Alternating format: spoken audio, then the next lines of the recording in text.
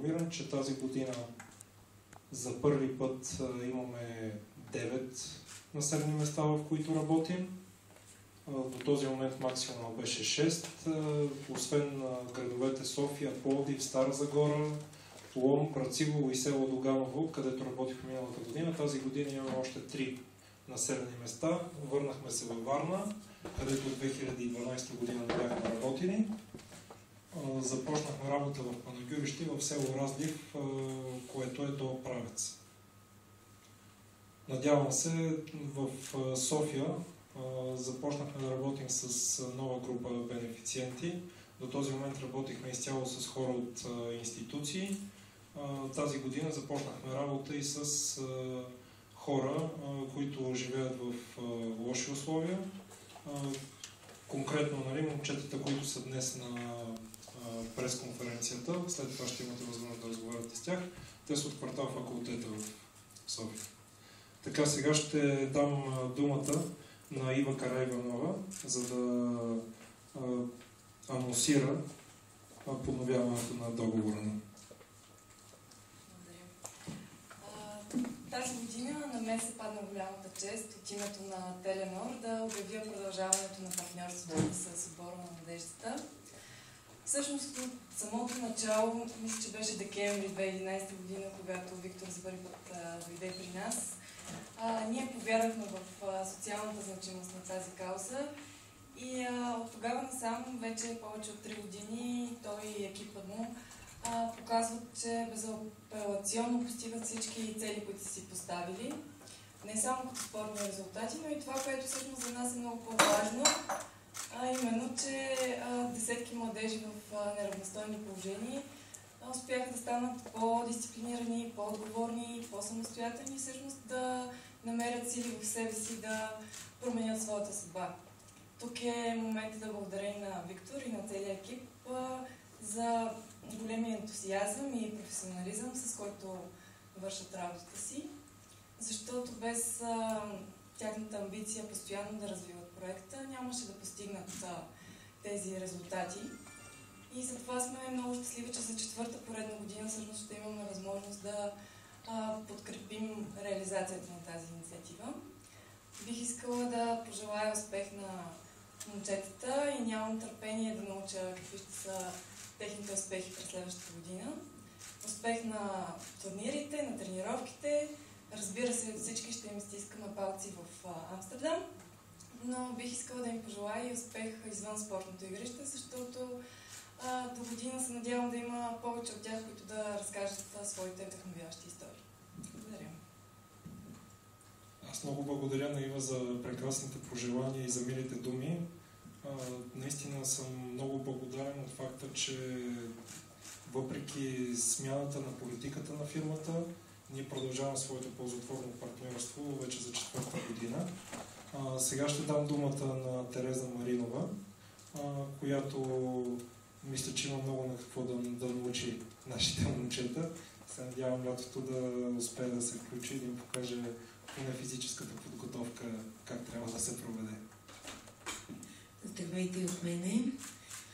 Това, което искам да кажа, първо е благодаря на Виктор, че ме покани. Аз се съгласих моментално, без въобще даже да мисля, защото наистина смятам, че да дадеш надежда на някой всъщност е най-важното нещо в живота. Като спортист, съответно пък знам колко важна роля е изиграл спорта в моя живот и съответно се надявам наистина спорта да повлияе по същия начин и на тези момчета, да им даде това, което спорта ми е дал на мене, а именно самостоятелност, това да вярвам в себе си, да знам, че каквото и препятствие да се изправи пред мен, аз мога да го преодолея. Надявам се наистина да имам възможността през лятото и да имам времето да бъдем заедно, дори да направим няколко тренировки заедно. За мен наистина ще е удоволствие. Надявам се с треньора така да имаме и предварително време да обсъдиме някои неща.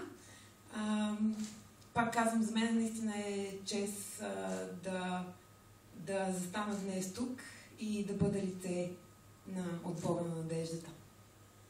Наистина ще ви стискаме палци.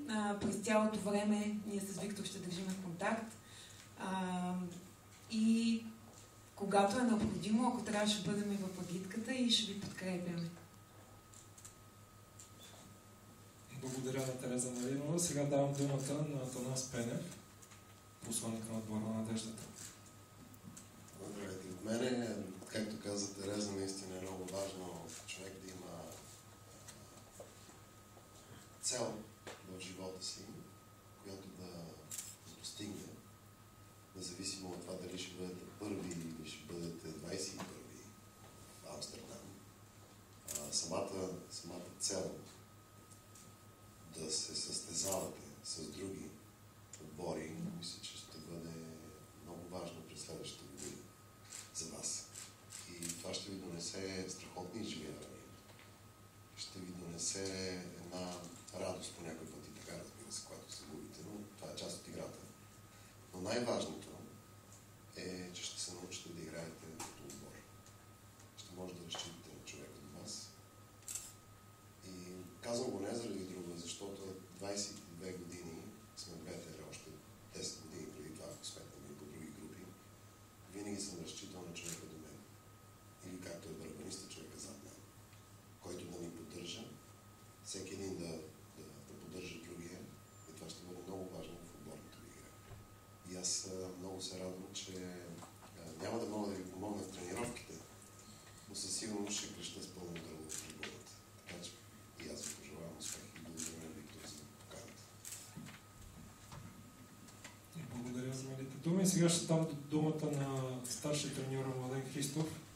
Да видим той какви цели ще си постави тази година след 12-то място от 42 отбора миналата година. Здравейте първо. Искам да благодаря първо на спонсорите, на нашите посланици, на господин Кирков за перфектните условия, които имам за подготовка, за работа с момчетата, за оказаната чест за втора поредна годината съм национален селекционер на отбора на надеждата. Надявам се за резултатите тази година да са още по-добри от миналата година. Ние всяка година се учим и се опитваме да постигаме едни по-добри спортни резултати, а и да ставаме и по-добри хора.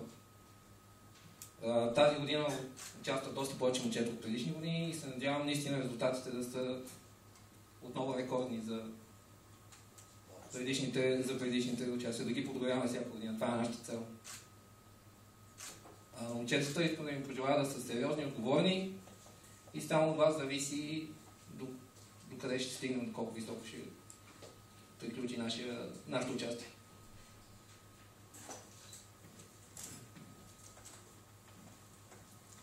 Ще дам думата за въпроси. Господин Любомиров. Аз ли ще започна? Добре, първо към треньора. Поздравление за двамата посланици, че се нагърба с тази тежка задача от мен в името на ТРТ.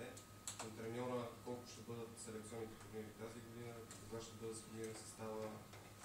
Селекционните турнири ще са точно 10 на брой тази година и най-късно в края на месец юни или средата на юли.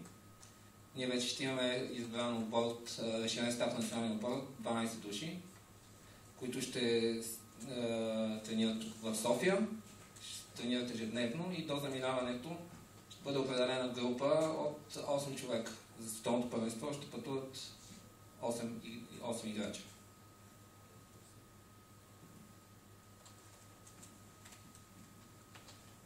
Господин Тодоров, няколко думи, може би от Тереза по-директно към момчетата, защото те първо ще разберат какво е това.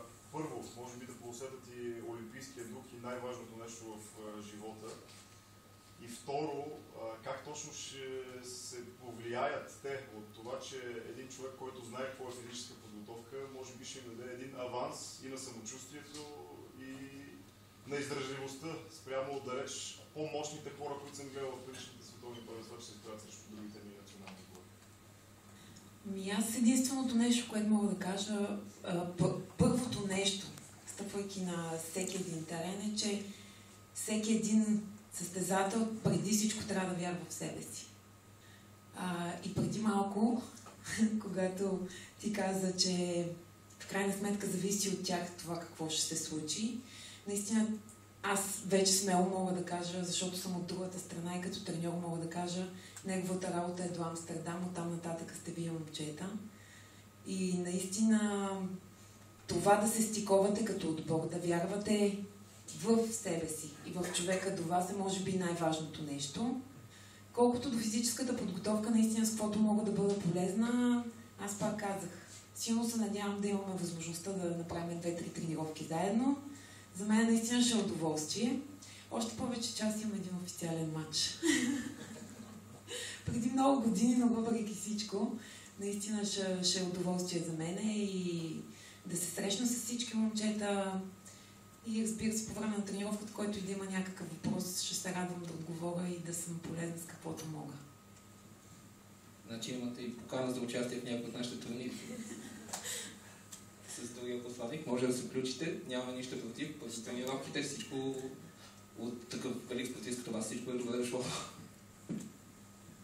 Само че за да могат да се включат, трябва да имат фанелки на отбора на мрежата.